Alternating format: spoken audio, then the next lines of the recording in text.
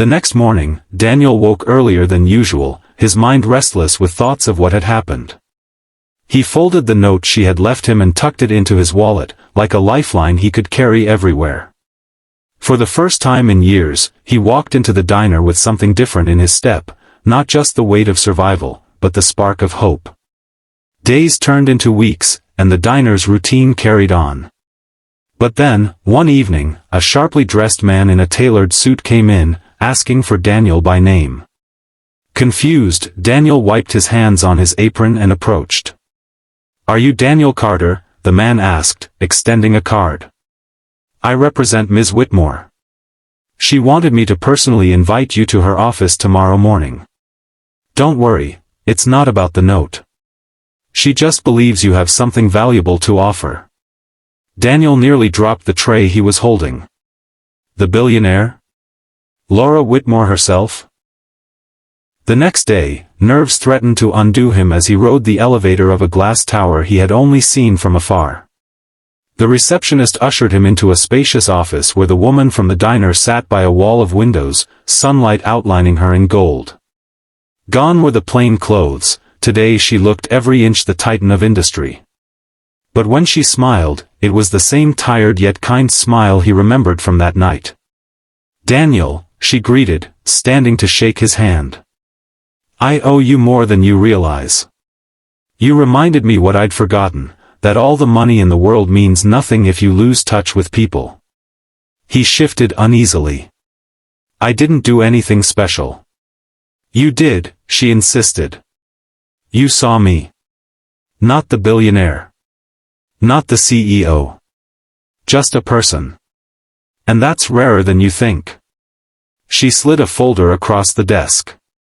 Inside was a proposal, his name already written into it. It was a leadership role in a new foundation she was launching, aimed at supporting single parents and widowed families. Daniel's hands shook as he read. I don't know what to say." "Say yes," she said gently.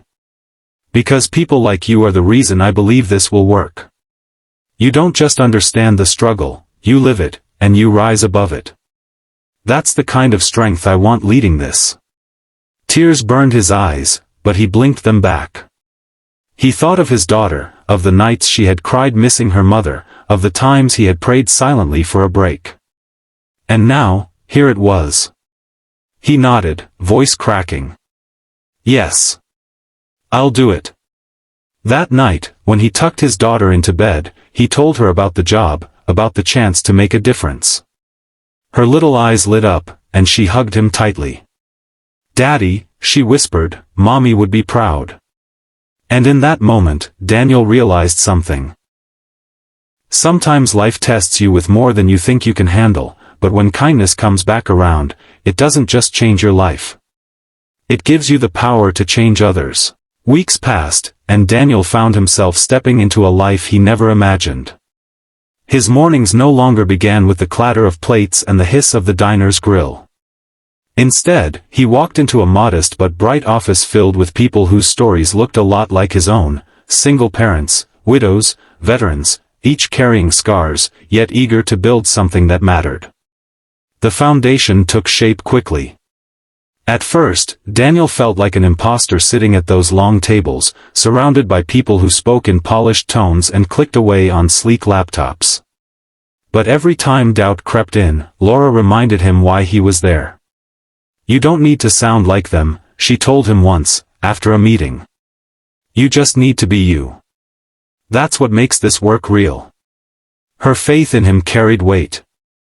And slowly, Daniel's voice grew steadier. He spoke about food insecurity because he had skipped meals so his daughter could eat. He spoke about affordable housing because he knew what it was like to count every dollar before rent. People listened, not because he was polished, but because he was honest. One evening, after a long day, he stopped at the park where his daughter, Lily, was playing. She ran into his arms, squealing with joy. As he lifted her high, he caught sight of Laura sitting quietly on a nearby bench. Not in her tailored suits, but in jeans and a sweater, smiling at the sight of father and daughter. "You didn't have to come," Daniel said, walking over, Lily still clinging to his neck. "I wanted to," she replied. "Sometimes I forget what all this is for. Watching you two reminds me." Lily, curious, leaned toward her. "Are you Daddy's boss?" Laura laughed softly. "Something like that." She reached into her bag and handed Lily a small wrapped book. "For you. Your dad talks about you all the time." Lily unwrapped it to reveal a storybook, the kind filled with colorful drawings and big lessons. She hugged it tight, beaming.